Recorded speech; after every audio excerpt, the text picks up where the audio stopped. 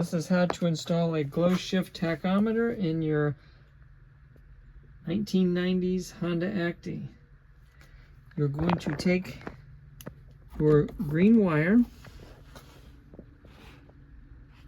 and the green wire is going to connect underneath your seat.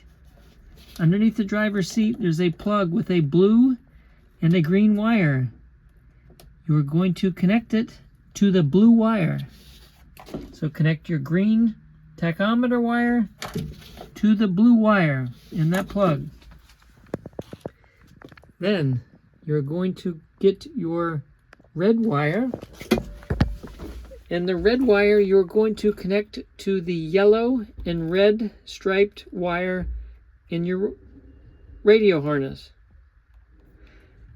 And last but not least, you're going to take your black wire and you're going to connect that to the black wire in your radio harness.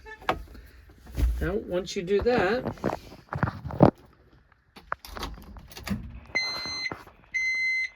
it'll power up. That's it.